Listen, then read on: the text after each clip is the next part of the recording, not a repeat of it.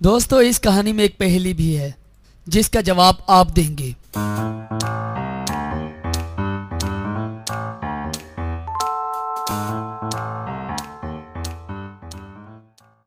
किसी गांव में एक किसान रहता था, बहुत नेक और बहुत अच्छा। उसकी कुल कायनात या तो उसकी छोटी सी ज़मीन थी या फिर उसकी एक बीवी और 2 बच्चे। बच्चों में एक लड़की थी 4-5 साल की और लड़का 7-8 बरस का था। बच्चे बड़े अच्छे और दूसरे बच्चों की निस्बत कम शरारती थे। जहाँ उसकी छोटी सी ज़मीन थी उसी के करीब एक सड़क थी और सड़क की दूसरी जानिब एक जादूगर रहता था। किसान और जादूगर की आपस में बहुत गहरी दोस्ती थी, लेकिन ना जाने किस बात पर दोनों की दोस्ती दुश्मनी में बदल गई। जादूगर ने किसान से कहा कि अब वो ना उसके घर आएगा और ना ही अपने घर किसी के आने जाने को पसंद करेगा। और हाँ, याद रखो, अगर सड़क के इस पार उसका कोई बच्चा आएगा तो वो उसे सख्त सज़ा देगा। किसान ने यह बात अपनी बीवी को बता दी और बच्चों को भी अच्छी तरह समझा दिया कि वो कभी सड़क के उस पार ना जाएं, क्योंकि जादूगर उनका दुश्मन हो गया है और जादूगर का क्या भरोसा कि वो क्या कर गुजरे। बच्चे वालिदैन की बात को अच्छी तरह समझ गए और उस तरफ ना जाने का अहद कर लिया। लेकिन हुआ यूं कि एक शाम तितलियों का पीछा करती हुई किसान की बच्ची सड़क के उस पार जा निकली। जो ही बच्ची ने सड़क पार की, जादूगर ने फौरन ही बच्ची को पकड़ लिया और घर ले गया और उस पर जादू मंत्र पढ़कर जो जोर से फूंक मारी तो वह एक बड़ा सा गुलाब का फूल बन गई। जादूगर ने उसे एक धागे से बांधकर सहन में तनी अलंगनी से लटका दिया।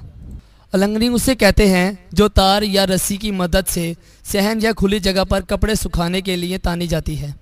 जब रात का अंधेरा छा गया और किसान की बेटी घर ना लौटी तो किसान को बड़ी परेशानी हुई और वो समझ गया कि हो ना हो बच्ची सड़क की उस पार चली गई होगी और जादूगर ने उसे पकड़ लिया होगा। घर में कोहराम मच गया, मगर अब क्या किया जा सकता था। दोनों मियाँ बीवी तरकीब सोचने लगे कि अब क्या करें। परेशानी और गम की वजह से उन्हें नींद नहीं आ रही थी। बच्ची का भाई भी बहुत बेचैन था। मालूम नहीं रात के किस पहर में माँ बाप को नींद ने आ लिया, लेकिन भाई सारी रात ना सो सका। उसे अपनी बहन याद आ रही थी। जब रात ढली तो वह अपने बिस्तर से उठा। उसने देखा कि उसके माँ बाप सो रहे हैं। पहले तो उसने सोचा कि उन्हें उठाए, लेकिन फिर सोचा कि जो वो करना चाहता है वालिदैन उसे करने ना देंगे। चुनाचे वो उन्हें उठाए बगैर घर से निकल गया। वो चाहता था कि वो जादूगर के घर चुपके से दाखिल होकर अपनी बहन को वहाँ से ले आए, क्योंकि उसे ये खबर नहीं थी कि जादूगर ने उसे जादू के ज़ोर से फूल बना दिया है। वो अपने प्रोग्राम के मुताबिक जादूगर के घर में दाखिल हो गया, लेकिन जैसे ही वो जादूगर के घर में दाखिल हुआ, जादूगर ने उसे भी काले मंत्र के ज़रिए वैसे ही गुलाब का फूल बनाकर अलंगनी पर लटका दिया। दोनों फूल बगैर किसी फ़र्क के एक ही जैसे थे, उनमें कतन कोई फ़र्क नहीं था। जब किसान और उसकी बीवी की आँख खुली तो उन्होंने अपने बच्चे को भी बिस्तर पर ना पाकर ये समझ लिया कि हो न हो वो बहन की तलाश में जादूगर के हाथ लग गया होगा। उन दोनों से ना रहा गया और वो गम से निढाल होकर जादूगर के पास पहुँचे और फरियाद की कि वो बच्चों का कसूर माफ़ कर दे और उन्हें रिहा कर दे। ना मालूम उनकी फरियाद और आहोजारी में क्या था कि जादूगर उन्हें अपने सहन में ले गया और कहने लगा, ये रहे तुम्हारे बच्चे। मैंने इन्हें जादू से गुलाब का फूल बना दिया है। मैं इन्हें दोबारा इंसान भी बना सकता हूँ, लेकिन मेरी एक शर्त है। तुम ये बताओ कि इनमें से लड़की कौन सी है और लड़का कौन सा। लेकिन ये याद रखो, अगर तुम्हारा जवाब गलत हुआ तो ये मेरे इल्म के ज़रिए से भी कभी इंसान नहीं बन पाएंगे। ये सुनकर माँ की हालत तो गैर हो गई, लेकिन किसान ने ज़रा संभल कर जादूगर से अहद किया कि वो जैसा कह रहा है वैसा ही करेगा।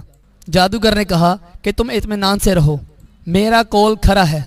जैसे ही उसने कौल निभाने का वादा किया, किसान ने एक फूल की तरफ इशारा करके कहा, ये लड़की है, और दूसरे फूल की जानिब इशारा करके कहा, ये लड़का है। माँ का कलेजा खौफ के मारे मुंह को आने लगा कि ना जाने ये दुरुस्त भी है कि नहीं।